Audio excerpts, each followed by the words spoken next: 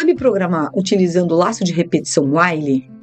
Se não, ou se sim, siga esse vídeo até o fim e pega nossas dicas.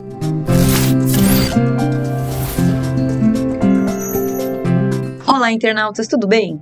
Eu sou a professora Fernanda e no vídeo de hoje eu vou ensinar vocês a programarem utilizando a estrutura de repetição while. Vou dar dicas, vou falar sobre toda a sintaxe e também teremos exercícios para vocês estarem fazendo, inclusive durante esse vídeo.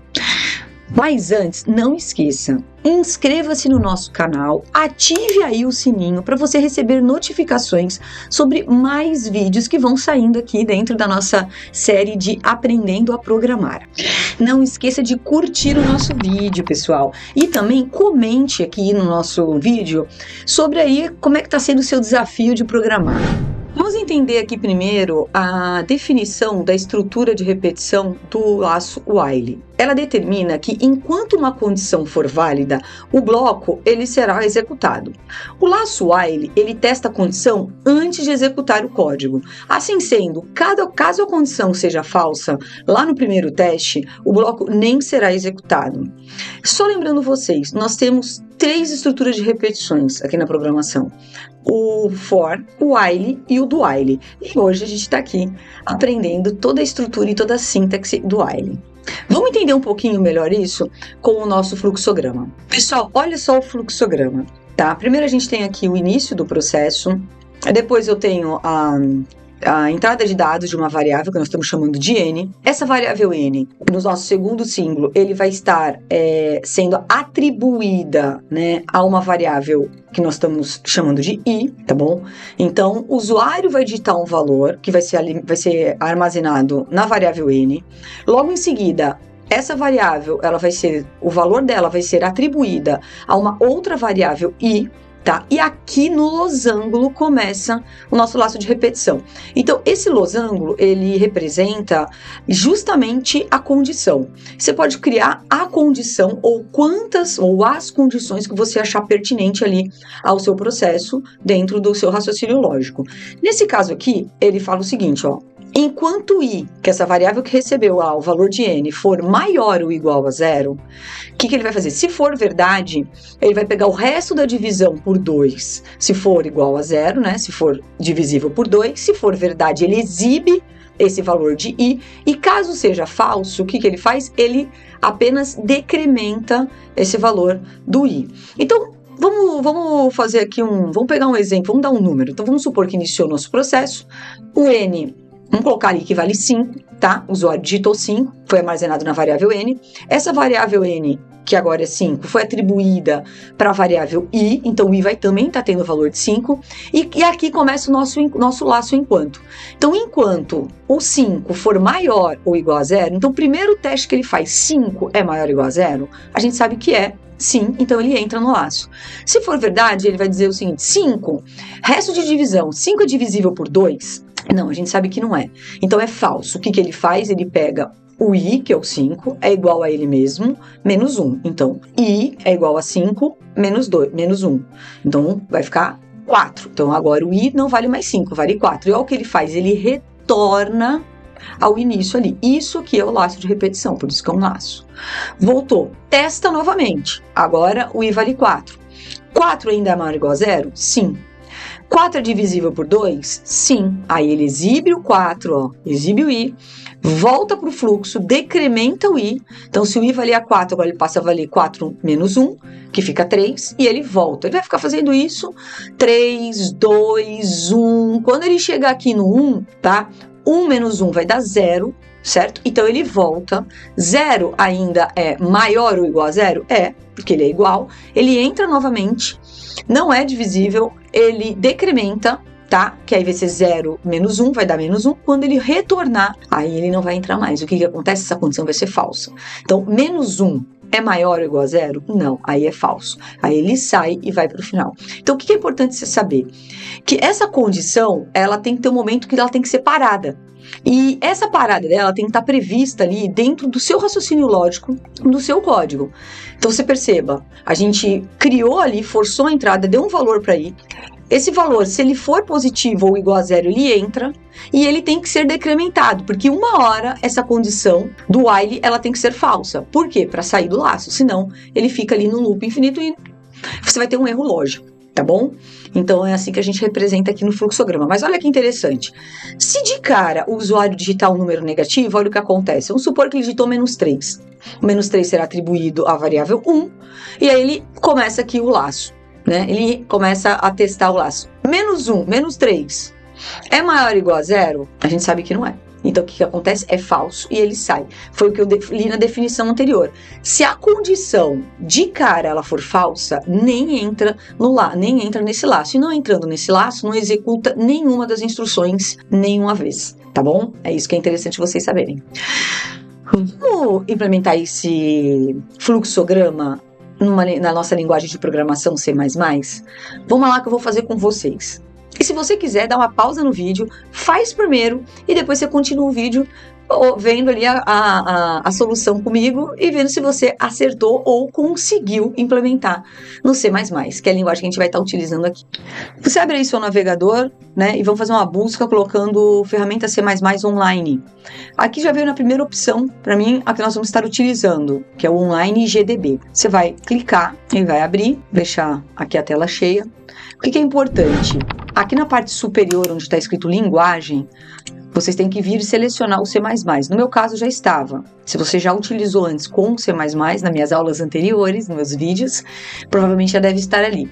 Mas você percebe também que é legal, que você consegue utilizar para outros tipos de linguagem, tá? PHP, Python, Java, você pode utilizar esse editor. Então, fica a dica aí para você. Vamos deixar aqui no C++ e agora a gente vai começar a escrever o código do nosso fluxograma que foi apresentado aqui na tela anterior.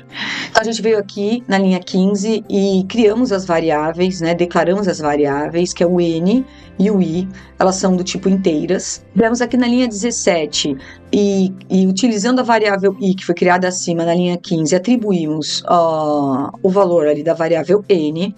E aí aqui na linha 17 e 18, a gente fez a entrada de dados, onde o usuário vai digitar o valor aqui na variável N, tá? Então, recebendo aqui na linha 18, tá? Com o comando CIN. Depois, como eu falei anteriormente, esse valor de N será atribuído para a variável I. Na linha 22, a gente começa o nosso laço while, tá? Que é o enquanto. Olha a condição aqui, onde ela foi escrita. Dentro do parênteses, você coloca a condição ou as condições. Se for mais de uma condição, é igual a nossa aula do if, tá? Você vai ter que concatenar com operadores lógicos, para você ter mais de uma condição. Aqui no caso a gente tem apenas uma, então é enquanto esse I for maior ou igual a zero, tá? E aí a gente vai abrir nosso laço e agora a gente vai estar escrevendo ali o processo de verificação. Escrevemos aqui dentro da nossa condição while, na linha 24, a verificação, que era um if. A gente vai verificar se o I é divisível por 2, então a gente usa aqui o mod 2 igual a 0. Se ele for divisível, o valor do I que entrou aqui, que foi atribuído pelo N, ele vai exibir esse valor de I, tá? Fecha o if aqui na linha 27 e, sendo verdade ou sendo falso, nós decrementamos a variável I, que é justamente isso que vai fazer com que a condição do while uma hora seja falsa e saia do laço. Tá? Vamos executar aqui. Então a gente executando ali em cima, no botãozinho verde, executamos. E aí ele coloca digite o número, que é a entrada de dados, onde vai estar armazenando na variável N. Se eu colocar 5, olha lá, ele vai exibir o 4 e o 2 e o 0, que são os divisíveis ali por 2, tá bom? Agora, se a gente colocar um número negativo, olha o que vai acontecer. Sei lá, testa aí -5. Ele nem entra no laço. Olha aqui a saída. Ele nem entrou, porque -5 não é maior ou igual a 0. Então, eu espero que você tenha conseguido fazer esse código, tá?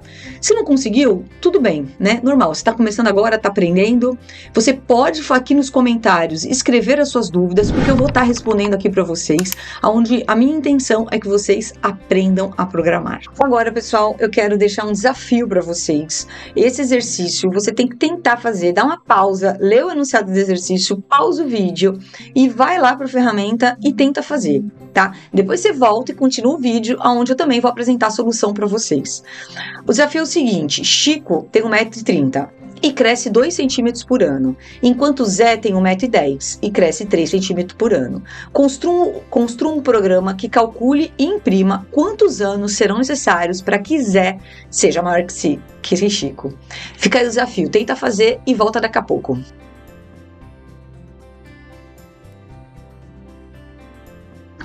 Vamos aqui para a nossa solução, olha lá. Aqui na linha 15 e 16 criamos as variáveis, tá? Onde vai estar representando o tamanho do Chico e do Zé. Então o Chico representando uma variável float como CH e o Zé também uma variável float, né? Como Zé, ZE. E na linha 17 nós temos uma variável do tipo inteira, que vai ser um contador, que vai contar quantos anos foram necessários para o Zé ficar maior que o Chico. Na linha 19, a gente começa com o comando while. E olha só, eu coloquei CH do Chico enquanto o Chico for maior que o Zé. Eu já sei que vai entrar no laço, porque eu iniciei as variáveis anteriormente e 1,30 é maior que 1,10, então ele vai entrar. Só que quando ele entrar, ele vai fazer os cálculos, né, as instruções, ele vai aumentar 2 centímetros para o Chico e aumentar 3 centímetros para o Zé. Então eu coloquei que a variável é igual a ela, mais 1,02, onde ele vai estar aumentando a parte inteira mais 2 centímetros e o Zé a parte inteira mais 3 centímetros. Na linha 24 tem o meu contador, que eu acresço mais 1 a cada rodada. Isso aqui vai ficar rodando. Cresceu 2 centímetros, Zé cresceu 3, aí verifica. Chico é maior que Zé? Se for, entra novamente. Cresce e incrementa mais 1. Aí ele retorna. Chico ainda é maior que Zé? Ele vai ficar nesse laço. Uma hora, o Zé vai ser maior que o Chico. E aí o que vai acontecer? Quando ele retornar, o Chico não é mais maior que o Zé. Então, o que ocorre? Essa condição fica falsa. E aí, sai do laço. Na linha 29, apresentamos a variável C, que é o contador, que é quantos anos isso foi necessário, e encerra o nosso programa. Vamos executar? Se a gente for executar, clica lá para executar, e ele mostrou que foram ali 21 anos. Eu espero que você tenha conseguido fazer, tá bom? Se você acertou ou se você errou, se você acertou, parabéns. Significa que você está indo bem ali no conhecimento da estrutura de repetição, no caso aqui do while. E você, se não conseguiu, não desanime. Vai tentando, vai fazendo os outros exercícios e você aprendeu a estrutura, viu como é que você escreve aqui no C++ e você pode estar treinando com outros exercícios. Se você gostou desse vídeo, curte, né? Comente e compartilhe com outras pessoas para elas também estarem aprendendo a programar. E continue nos acompanhando aqui no nosso canal, que sempre saem mais novidades de vídeos, inclusive sobre aí a nossa maratona de programação. Até o próximo vídeo.